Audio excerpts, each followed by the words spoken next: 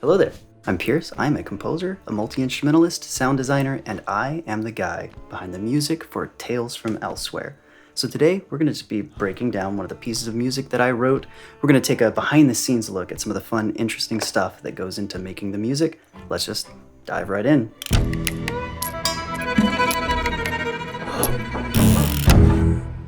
Tales from Elsewhere is an upcoming tabletop role-playing game. It's set in this kind of steampunk-ish, post-apocalyptic, weird Wild West setting. So right from the start, I decided to make this track from the ground up as authentic and rustic as possible. So every single thing you hear in this track is all me, all live recorded. There are 0 sample libraries of any kind used. It's all home cooked, baby. Now, for those who are not in the know, sample libraries are pretty much the tools of the trade for modern composers. These are virtual instruments that we use inside our software that usually comprise the bulk of the music that we write. You've got everything from orchestral libraries containing fully playable woodwind, string, brass sections, to various sound design and hybrid libraries, world instruments, you name it.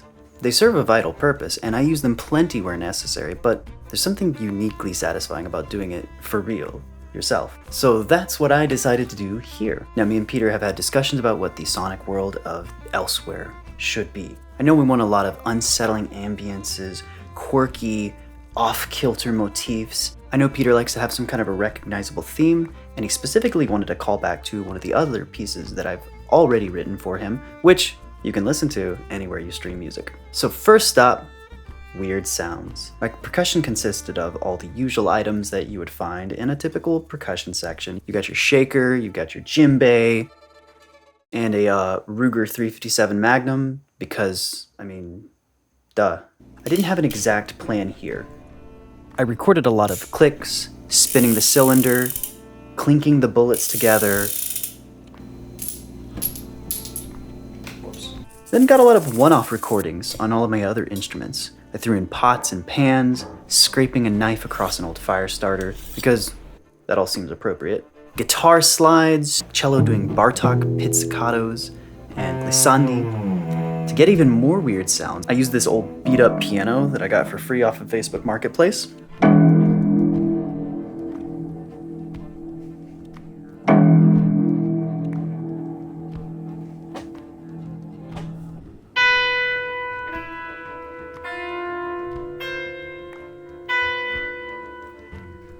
I'm gonna use that for something, definitely. Picasso, guitar bow.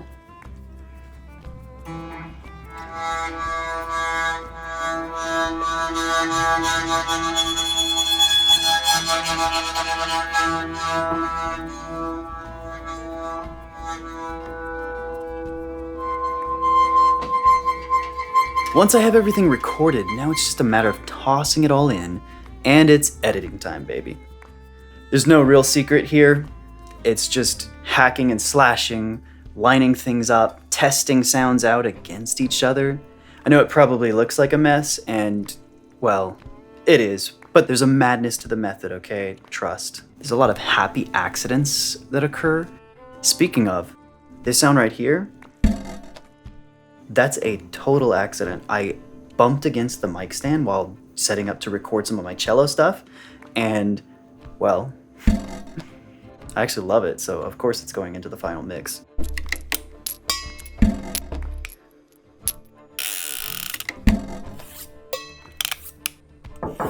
So now, once we have a starting rhythmic pattern, I just anchor it with a kick from my drum set. Oh yeah, so when I said that I didn't use any sample libraries, technically that was true, but I used my own samples. So as a fun project, I actually sampled this old drum kit that I bought, again off of Facebook Marketplace some years ago. I'm actually pleased with how it turned out. It sounds way better than it has a right to be. I think it sounds very live. Not at all like your typical drum VSTs, in my opinion. If there's interest, I would happily do a video just showing off my personal drum VST. Anyways, I mostly use the kick to anchor the percussion together. Later on, I use the toms to beef up my hand percussion whenever that groove kicks in.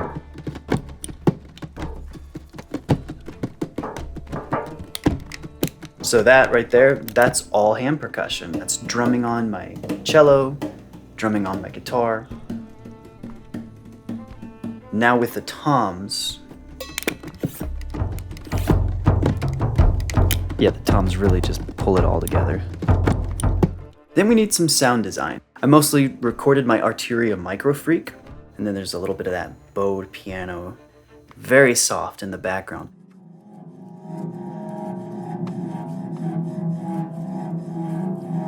So mostly just using the Arturia to set a lot of the tone and the ambience here.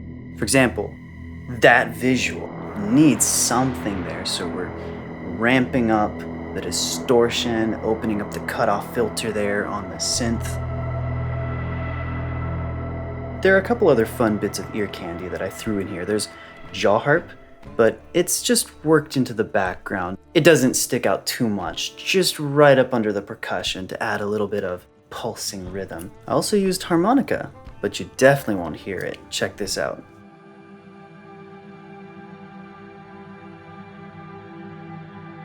That's the harmonica run through this awesome plugin by a maker called Dawsome.